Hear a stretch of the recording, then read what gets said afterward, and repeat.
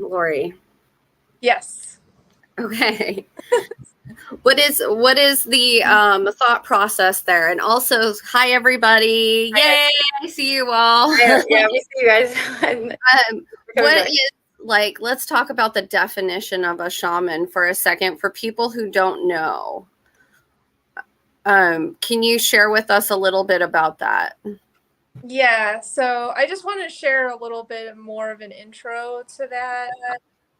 Please do. In terms of my lens and how I'm drawn to it. So you might know that I have another name that I go by. It's Serpentbird, and it was a name that I chose because I was started out as an artist and a poet. And before I was a healer, I didn't really know about my past lives. I didn't know about the Akashic records. But I kept having this really strong pulse to research shamanism.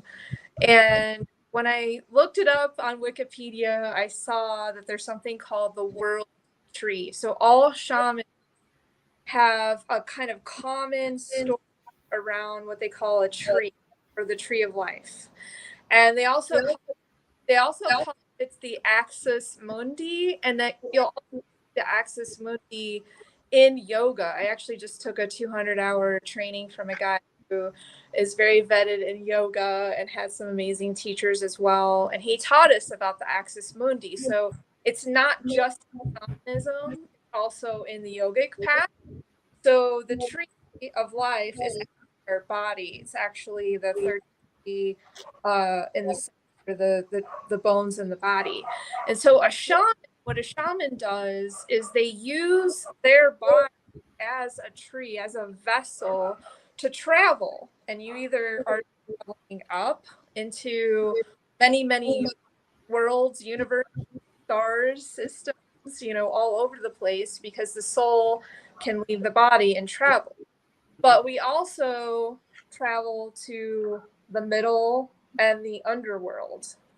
So sometimes when people have trauma, they get lost. A part of them gets shocked from like accident or running from a bear or whatever. It could seem insignificant at the time, but a piece of their soul gets fragmented and it shoots away. And so the shaman's job is, in my opinion, to be like nowadays it's all commercialized and I got to hire you for sessions and all this stuff.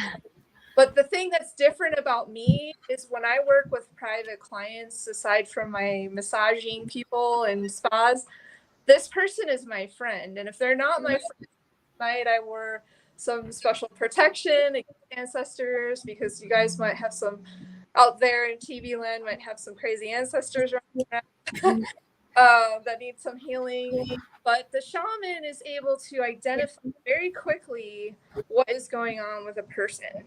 And I can tell from doing massage for 9 years that I can meet with a person and within 15 minutes, I can tell you if they need a retrieval, tell you if they've had sexual trauma.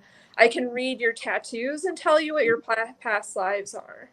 So I've really gone beyond barriers of just massaging, but massage is such a great way to start with what they call the muggles, or the people that are just kind of like in the norm and are afraid to go outside and, well, what is a light worker? What is a shaman? What is an indigenous person?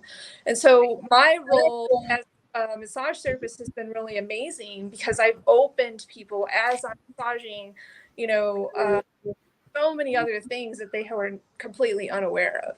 And then, just like I said, in the basic terms, like in an ancient perspective of shamanism, I'd be living in the middle of the woods somewhere, and you would come find me and meet with me in my hut, and I would, heal you, ancestors, your soul parts, do soul retrieval, twigs and medicines and all of those things. But now in this urban age, you have to be very versatile, and you have to meet people where they're at. And it sounds really repetitive, but it's super true, because if you're dealing with an wounded inner child or someone who's had sexual trauma, you better be like their friend first. That's amazing. I love that. I love that idea too, that you better be their friend first, because honestly, as a healer, I understand you in that respect, because a lot